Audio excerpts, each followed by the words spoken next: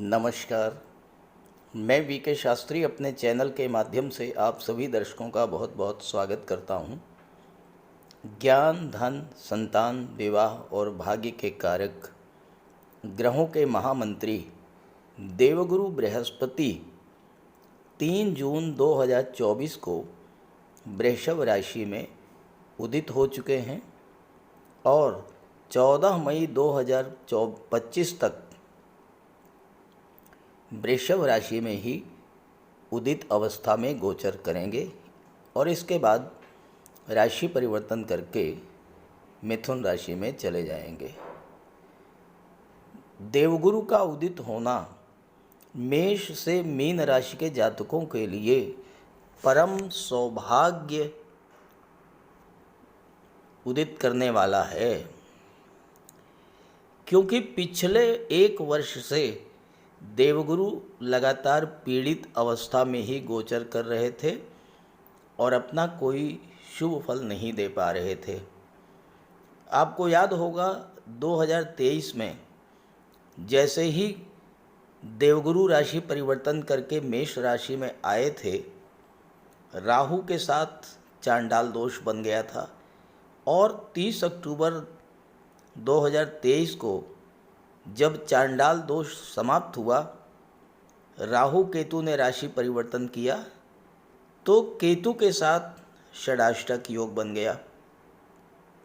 इसी के साथ शनि की तीसरी दृष्टि भी पूरे वर्ष तक देवगुरु पर पड़ती रहे।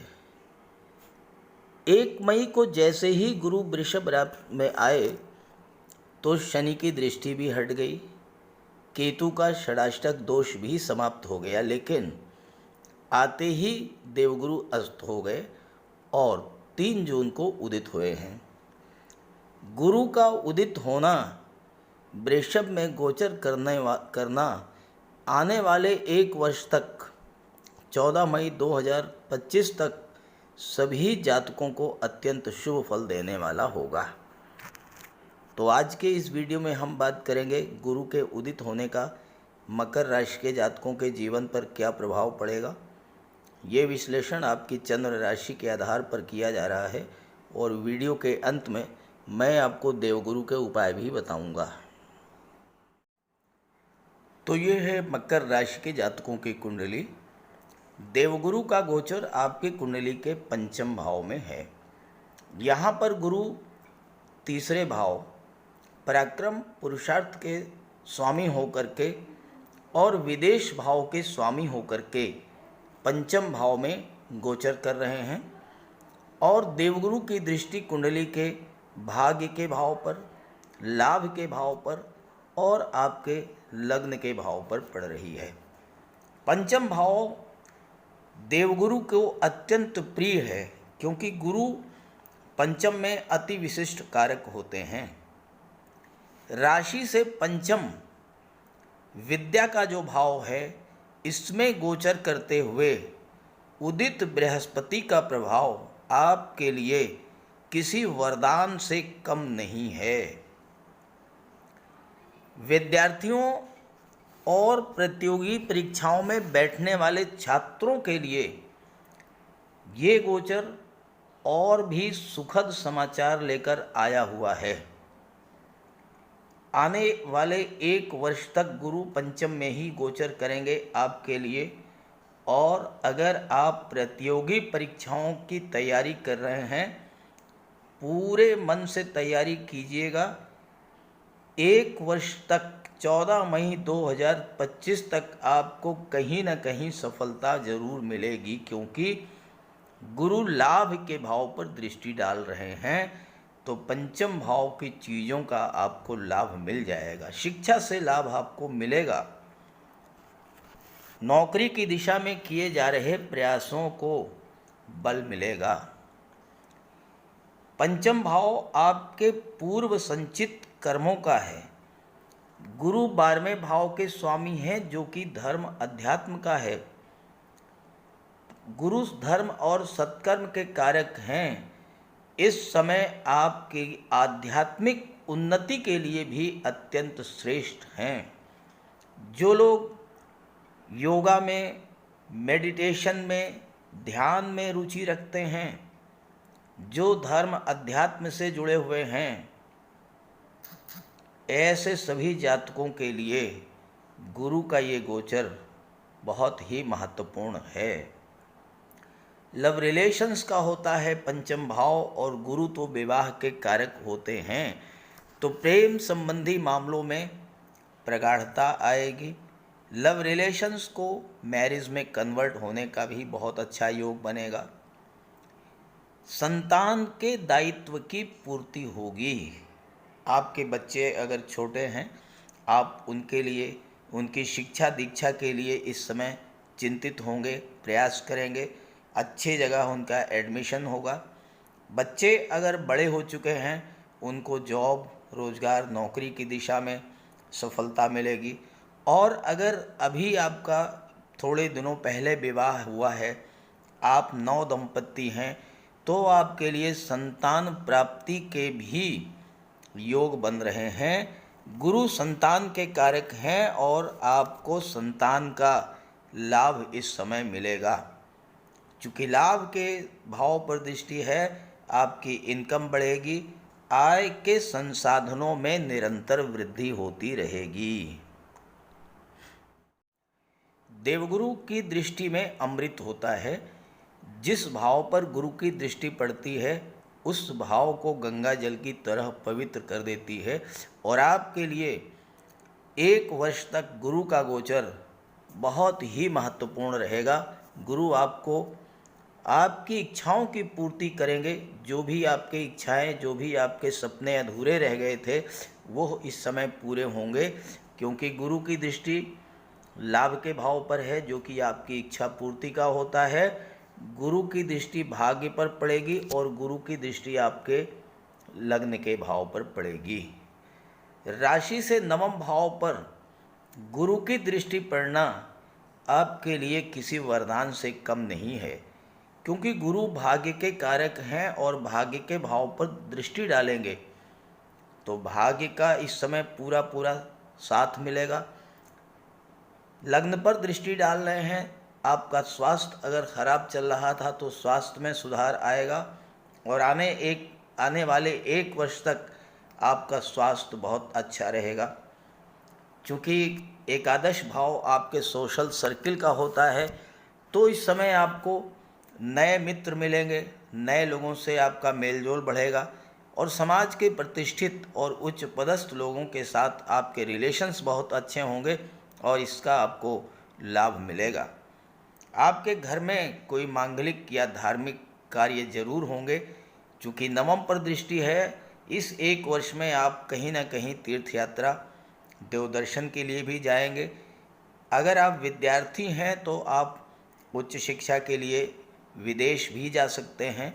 गुरु विदेश भाव के स्वामी हैं, तो विदेशों से आपको लाभ भी इस समय मिलेगा।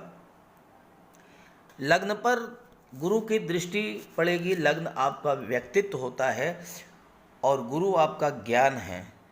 अपनी ऊर्जा शक्ति के बल पर कठिन से कठिन परिस्थितियों को भी आप आसानी से नियंत्रित कर लेंगे। परिवार के वरिष्ठ सदस्यों और बड़े भाइयों का भी सहयोग आपको मिलेगा। इसके लिए एक बात आपको ध्यान रखिएगा कि 12वें भाव को आपको जागृत करना होगा, ताकि ज़्यादा से ज़्यादा आप इसका लाभ ले सकें। तो क्या करेंगे, जो गरीब लोग हैं, जो ज़रूरतमंद लोग हैं, उनकी मदद करने के लिए आप आगे आइए, उनकी मदद कीजिए, उनकी सहायता कीजिए।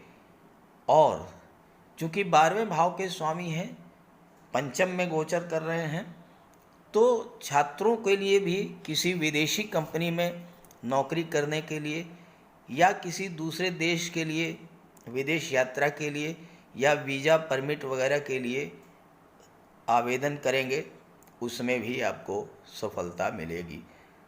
तो इस तरह से देवगुरु का गोचर मकर राशि के जातकों के लिए आने वाले 1 वर्ष तक किसी वरदान से कम नहीं है। अब ये है कि आप देवगुरु बृहस्पति की जो उपाय हैं, भगवान विष्णु की आराधना करते रहिए, माता पिता गुरु का सम्मान करते रहिए, और गुरु के उपाय जो मैं बताने जा रहा हूँ वो ज़रूर करते रहिएगा। गुरु आपको आपकी हर इच्छा, हर एक सपने को पूरा करेंगे। कुंडली में देवगुरु बृहस्पति का बहुत ही महत्वपूर्ण स्थान है, क्योंकि देवगुरु कुंडली के पंचम और नवम भाव के कारक होते हैं। पंचम भाव से संतान का विचार किया जाता है, शिक्षा का विचार किया जाता है, और नवम भाव से भाग्य का विचार किया जाता है।